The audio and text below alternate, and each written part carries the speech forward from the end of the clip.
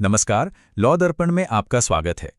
आज की सबसे बड़ी खबर आ रही है उन्नाव बलात्कार मामले से जुड़ी हुई। सुप्रीम कोर्ट ने पूर्व विधायक कुलदीप सिंह सेंगर की रिहाई पर, जी हां, उनकी रिहाई पर रोक लगा दी है। देखिए, शीर्ष अदालत ने एक निचली अदालत के फैसले को पलटते हुए ये आदेश दिया है और इसके साथ ही ये मामला एक बार फिर से कह सकते हैं कि राष्ट्रीय बहस के केंद्र में आ गया है।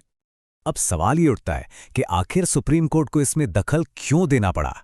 इससे समझने के लिए हमें थोड़ा पीछे जाना होगा। 23 दिसंबर 2025 को जब दिल्ली हाई कोर्ट ने सेंगर की उम्र कैद की सजा को निलंबित करने का वो फैसला सुनाया था। जानते हैं, ये पूरा का पूरा कानूनी विवाद सिर्फ एक शब्द पर टिका हुआ है। वो शब्द है लोक सेवक। और ये शब्द आता है यौन अपराधों से बच्चों के संरक्षण अधिनियम यानी पॉक्सो एक्ट के तहत। इसी एक शब्द की व्याख्या को लेकर ही सारा मतभेद पैदा हुआ। तो यहां पर ना दो बहुत ही अलग अलग तर्क आपस में टकरा रहे हैं। चलिए समझते हैं। एक तरफ है दिल्ली हाई कोर्ट का नजरिया। उन्होंने भारतीय दंड संहिता यानी आईपीसी की परिभाषा को देखा और कहा कि भाई उसके हिसाब से तो एक एमएलए लोक सेवक की कैटेगरी में आते ही नहीं है। और बस इसी एक टेक्निकल पॉइंट के आधार पर कोर्ट ने मान लिया कि सेंगर पर पॉक्सो के तहत जो ज्यादा संगीन अपराध है, जिसे एग्रेवेटेड कहते हैं, वो लागू ही नहीं होता। और नतीजा, उन्हें राहत मिल गई। लेकिन दूसरी तरफ सीबीआई का तर्क बिल्कुल अलग था। उनका कहना था कि पॉक्सो एक्ट का असली मकसद तो बच्चों को उन लोगों से बचाना है जो पावर में हैं, जो भरोसे की पोजीशन में हैं। और इस हिसाब से देखें तो एक एमएलए निश्चित तौर पर एक लोक सेवक ही हैं। सीबीआई ने हाई कोर्ट की इस तकनीकी व्याख्या को फौरन चुनौती दी।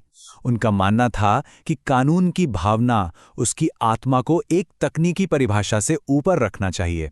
और इसी दलील के साथ वो इस मामले को ले गए देश की सर्वोच्च अदालत में। और सुप्रीम कोर्ट ने इस पर बहुत गहरी चिंता जताई। कोर्ट ने एक बड़ी महत्वपूर्ण टिप्पणी की। उन्होंने कहा कि ये कितनी अजीब स्थिति है कि एक कांस्टेबल को तो इस कानून के तहत लोक सेवक मान लिया जाए, लेकिन एक विधायक को नहीं। ये टिप्पणी आप देखिए सीधे सीधे हाईकोर्ट के तर्क के दिल पर सवाल उठाती है। सुप्रीम कोर्ट ने माना कि ये मामला कानून के कुछ बुनियादी और बड़े सवाल खड़े करता है और इसीलिए उन्होंने तुरंत और निर्णायक एक्शन लिया। न सिर्फ हाईकोर्ट के आदेश पर रोक लगाई, बल्कि ये भी पक्का किया कि सेंगर को रिहा ना किया जाए। साफ संदेश था कि जब तक इन कानूनी सवालों का जवाब नहीं मिलता, तब तक कुछ नहीं बदलेगा। लेकिन कहानी यहीं खत्म नहीं हुई। इसी साल 9 मार्च को सुनवाई के दौरान इस केस ने एक और बहुत ही महत्वपूर्ण मोड़ लिया। ये मामला अब सिर्फ आरोपी और राज्य के बीच का नहीं रहा। यहां पर अदालत ने एक बहुत ही शक्तिशाली कानूनी सिद्धांत को लागू किया, जिसे कहते हैं आबाद भागीदारी अधिकार। अब इसका मतलब क्या है? इसका सीधा सा मतलब है कि पीड़िता सिर्फ एक गवाह नहीं है, बल्कि जांच शुरू होने से लेकर अंतिम अपील तक हर कदम पर उन्हें अपनी बात रखने का पूरा पूरा अधिकार है। यह सिद्धांत पीड़ित को न्याय की प्रक्रिया के केंद्र में रखता है। तो 9 मार्च की सुनवाई का नतीजा भी काफी अहम रहा। अदालत ने पीड़िता को आधिकारिक तौर पर इस केस में एक पक्ष के तौर पर शामिल होने की इजाजत दे दी। ये उनके अधिकारों की एक बहुत बड़ी जीत है। हालांकि उनके चचेरे भाई की याचिका को खारिज कर दिया गया और सीबीआई की जो मुख्य याचिका थी उस पर सुनवाई फिलहाल के लिए टल गई है। अच्छा, तो इस सारी कानूनी खींचतान के बीच एक सवाल मन में आता है, कुलदीप सेंगर के जेल में रहने पर इसका असल में क्या असर पड़ता है? ये जानना बहुत जरूरी है कि जमानत के इस आदेश पर बहस चाहे जो भी हो, सेंगर एक दूसरे मामले में 10 साल की सजा काट रहे हैं। मतलब वो हिरासत में ही रहेंगे। जी, ये सजा उन्हें पीड़िता के पिता की हिरासत में हुई मौत के मामले में मिली है। इसे गैर इरादतन हत्या का मामला कहते हैं। और क्योंकि इस मामले में उनकी अपील भी अभी पेंडिंग है, तो उनकी फौरन रिहाई का तो कोई सवाल ही नहीं उठता।